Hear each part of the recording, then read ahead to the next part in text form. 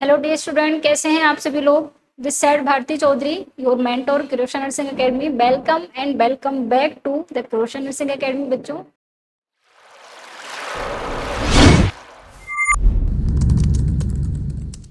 Start करते हैं आज का live session of GMCS previous year MCQ.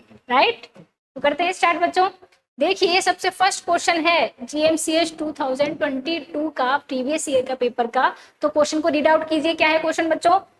All the following are preventable hospital acquired infection except। Question क्या पूछा गया है आपसे? क्वेश्चन पूछा गया है इनमें से जितने भी आपको ऑप्शन दिए गए हैं उनमें से 3 ऑप्शन जो हैं वो प्रिवेंटेबल हॉस्पिटल एक्वायर्ड इन्फेक्शन है, केवल छोड़ के एक को, एक्सेप्ट 1। तो वो एक्सेप्ट ही आपसे पूछा गया है कि कौन सा है, बताइए। तो देखिए, सबसे फर्स्ट अगर बात करते हैं तो आता है ऑप्शन आपका वेप, यानी कि वेंटिलेटर एसोसिएटेड निमोनिया। क्या है बच्चों? वेप है, यानी कि ventilated associated pneumonia. Second option है आपका CAUTI, catheter associated urinary tract infection. C है बच्चों कैनुला एसोसिएटेड थ्रोम्बोफेबलाइटिस, या इसको बोला जा सकता है कि जिस तरीके से सेंटर लाइन एसोसिएटेड इन्फेक्शन होता है, राइट, इसी तरीके से कैनुला जो है एक टाइप की क्या है, डिवाइस है, उसको भी इंसर्ट किया जाता है। तो ये भी एक टाइप का इन्फेक्शन है जो कि हॉस्पिटल में एक्वायर्ड होता है, राइट। और फोर्थ ऑप्शन है आपका ड्रग एसोसिएटेड टॉक्सिसिटी। तो बताइए इनमें से कि ड्रग एसोसिएटेड जो टॉक्सिसिटी है वो क्या है? वो कोई क्या बोलते हैं, हॉस्पिटल एक्वायर्ड इन्फेक्शन का टाइप है क्या? नहीं है टाइप। वो क्या है? तो नॉर्मल आपका एडवर्स इफेक्ट जो आते हैं ड्रग के, उन्हीं के अंदर आता है ड्रग टॉक्सिसिटी।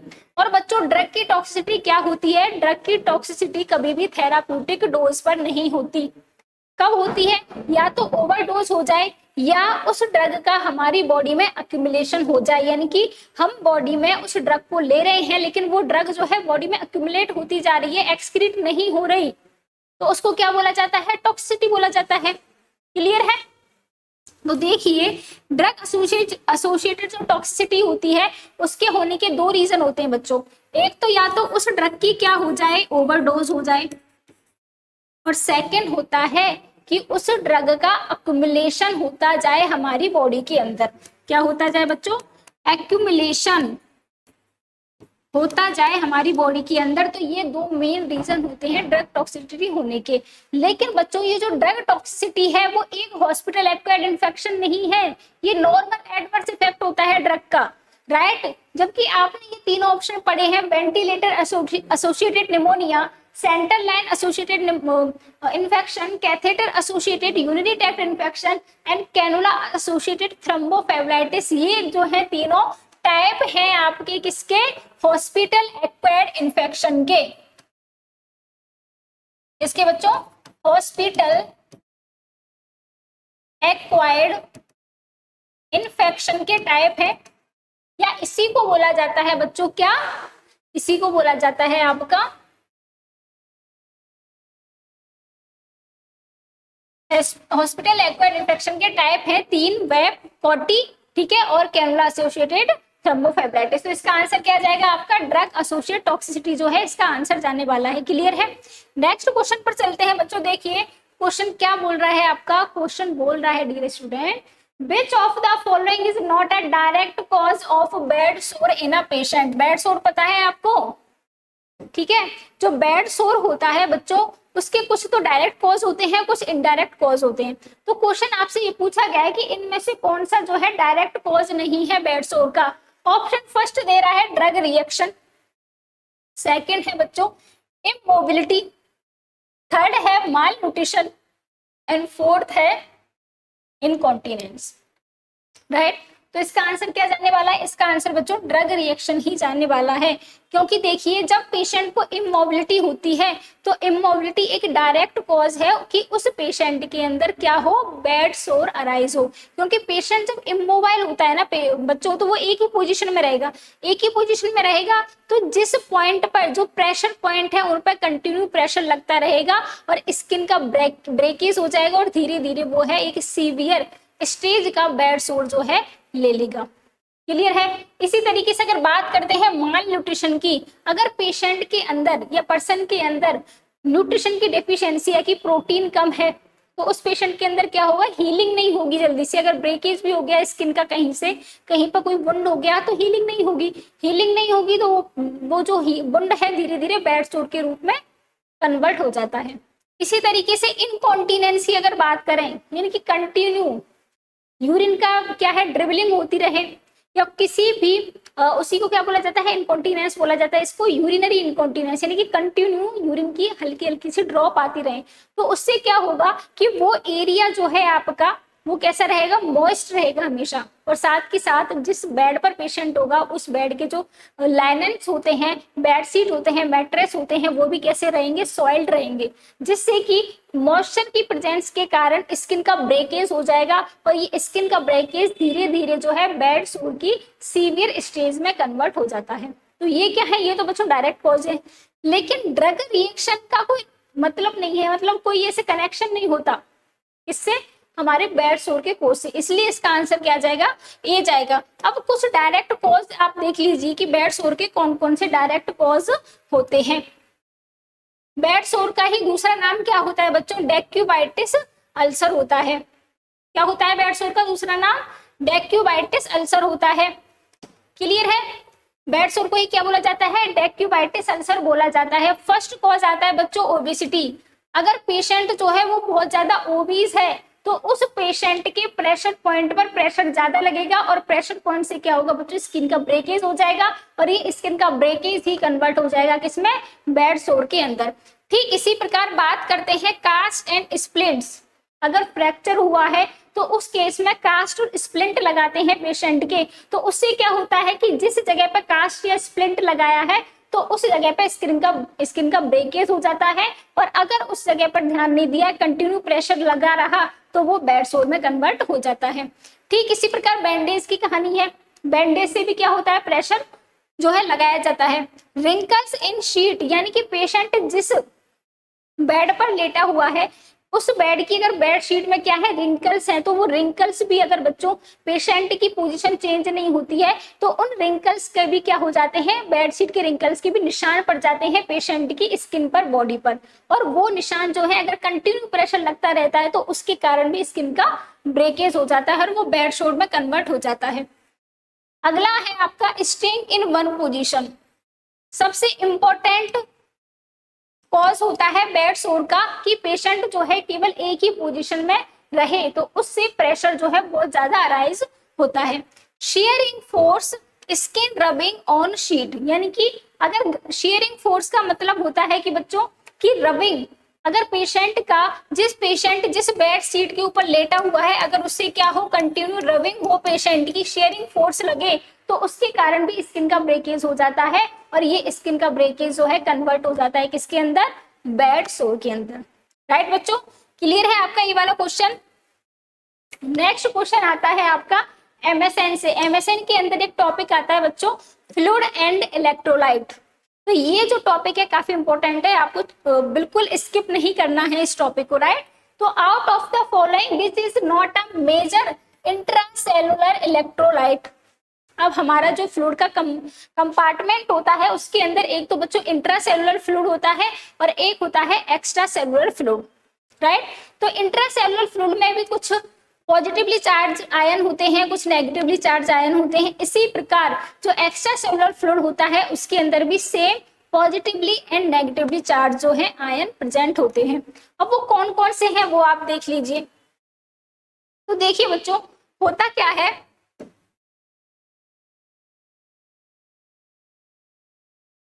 मान के चलिए ये वाली जो है ये तो हमारा क्या है, एक्स्ट्रा सेलुलर फ्लूइड है।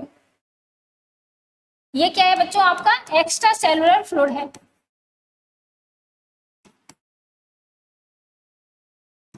और ये जो इनर वाला है इसको क्या बोला जाता है, इंट्रासेलुलर फ्लूइड।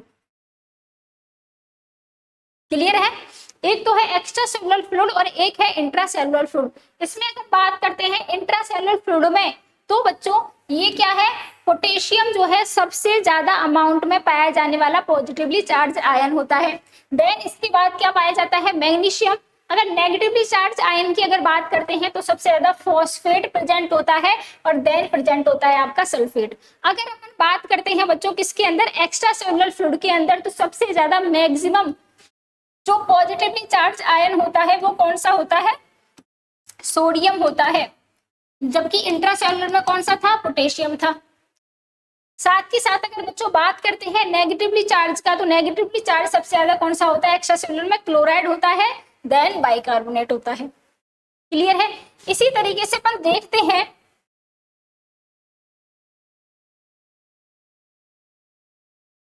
देखिए बच्चों, एक्स्ट्रा सेलुलर जो फ्लूइड होता है हमारा,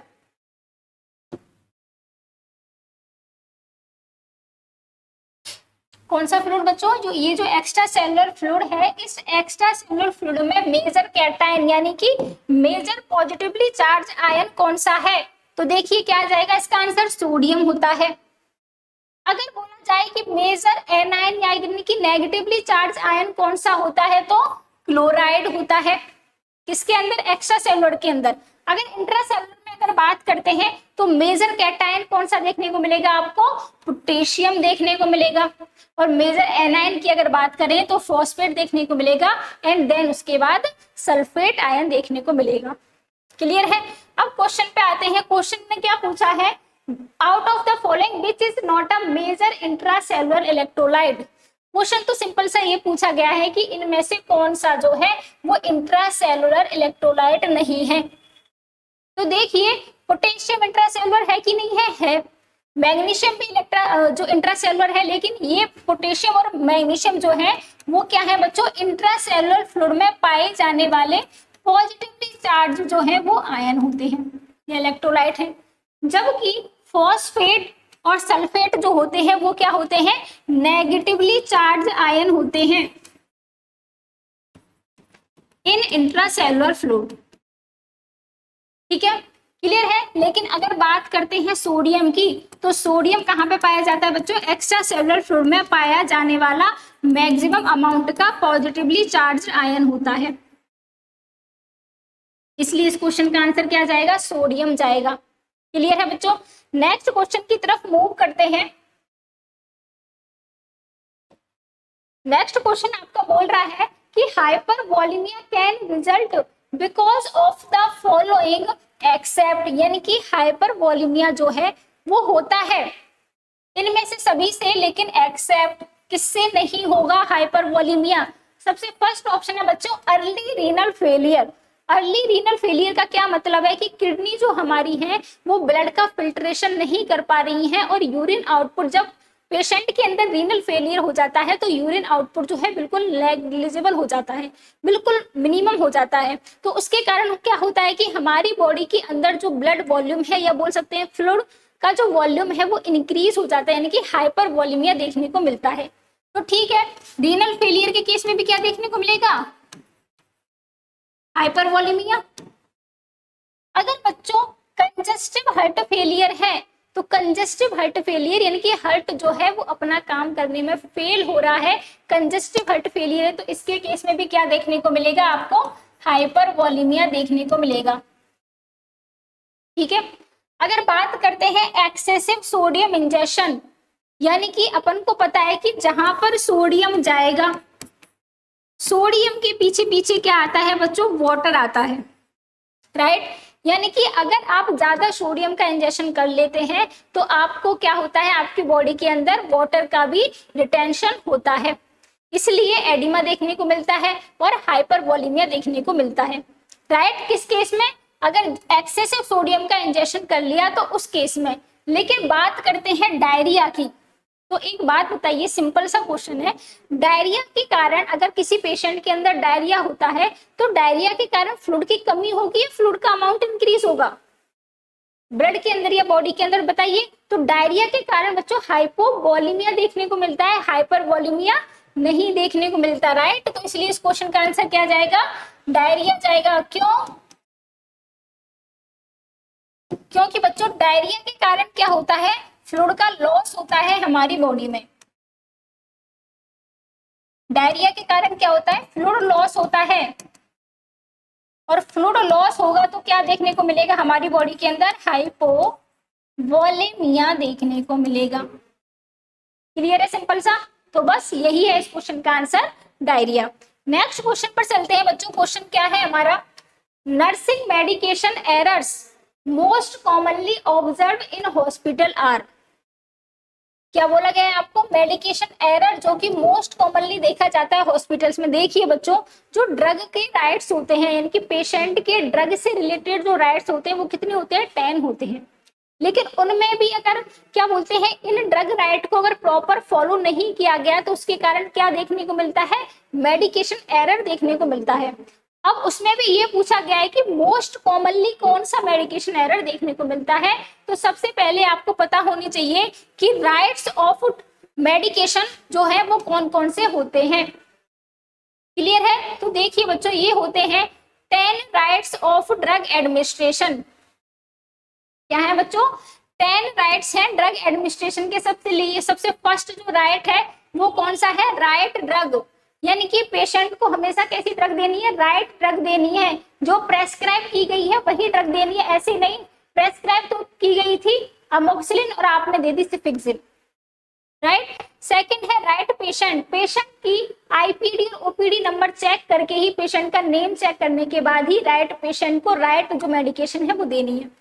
थर्ड है राइट डोज, पेशेंट को जितनी डोज प्रेस्क्राइब की गई है, कि मान के चलो पीसीएम जो है वो टीडीएस दी गई है 500 mg, तो वो 500 mg ही देनी है, वो बीडी नहीं देनी, वो ओडी नहीं देनी। ठीक है। राइट रूट, राइट रूट का मतलब है अगर पेशेंट को on the steroid injection IV prescribe किया गया तो आपको आईवी ही देना है, उसको आईएम नहीं देना। ठीक है। अगर आईवी इन्फ्यूजन, स्लो इन्फ्यूजन से प्रेस्क्राइब किया गया है तो आपको स्लो इन्फ्यूजन से देना, ये नहीं कि उसको बोलस दे दिया, आईवी बोलस। ठीक है। तो इसलिए राइट रूट होना चाहिए। टाइम एंड फ्रीक्वेंसी भी राइट होनी चाहिए। अगर मान के चलिए टीडीएस डोज चल रही है तो उसका टाइम 8 सुबह 8 बजे, दोपहर को 2 बजे और रात को 8 बजे, तो 8 to 8 का टाइम पीरियड होता है टीडीएस के केस में। डॉक्यूमेंटेशन, मेडिकेशन तो दे दी, लेकिन मेडिकेशन देने के बाद तुरंत बाद उसका क्या करना होना है, डॉक्यूमेंटेशन करना होता है। हिस्ट्री एंड असेसमेंट, पेशेंट की प्रॉपर हिस्ट्री लेनी है, प्रॉपर असेसमेंट करना है। Drug approach and right to reuse refuse, यानी कि अगर पेशेंट मना करता है कि मैं इस मेडिकेशन को नहीं लूंगा तो आपको उस पेशेंट को जबरदस्ती या धोखे से उस मेडिकेशन को देना नहीं है, बल्कि अपने कंसल्टेंट को बताना है कि एज सच पेशेंट जो है वो रिफ्यूज कर रहा है मेडिकेशन देने से, वो उसका राइट है, right. Drug drug interaction and evaluation, आपको ये चेक करना है कि अगर पेशेंट को मान के चलिए 5 to 6 मेडिकेशन साथ में चल रही हैं, तो आपको ये देखना है कि इन 5 to 6 मेडिकेशन के अंदर कोई ड्रग रिएक्शन तो नहीं है। अगर एक साथ दे दिया तो, अगर देना है तो कितने टाइम पीरियड के इंटरवल में देना है, ये सारी चीजें। और लास्ट आता है बच्चों एजुकेशन एंड इन्फॉर्मेशन, यानी कि पेशेंट को जो मेडिकेशन चल रही है उन मेडिकेशन के बारे में उस पेशेंट को प्रॉपर एजुकेट करना है और प्रॉपर इन्फॉर्मेशन देना है कि किन किन बातों को आपको ध्यान रखना है during these medication administration, right बच्चों।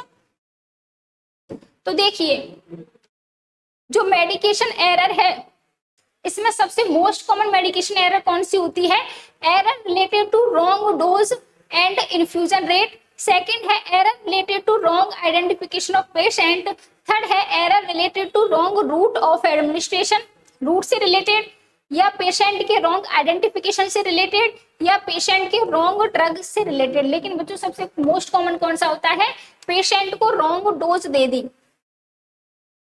ठीक है, पेशेंट को 500 mg प्रेस्क्राइब की गई और आपने 800 mg दे दी, तो ये सबसे मोस्ट कॉमन जो है मेडिकेशन एरर है जो देखा जाता है, राइट। तो इस तरीके से बच्चों आज का हमारा सेशन यहीं पे कंप्लीट होता है, राइट। ओके, तो आप अच्छे से मेहनत कीजिए बच्चों, किरोशा नर्सिंग एकेडमी के साथ जुड़े रहिए। ठीक है, अगर आपको वीडियो पसंद आई, अगर आपको लगता है कि कोई इंफॉर्मेटिव इंफॉर्मेशन आपको मिली है तो आप प्लीज लाइक कीजिए, शेयर कीजिए, सब्सक्राइब कीजिए और कोई भी डाउट हो तो कमेंट सेशन में कमेंट कीजिए, राइट बच्चों। Thank you so much.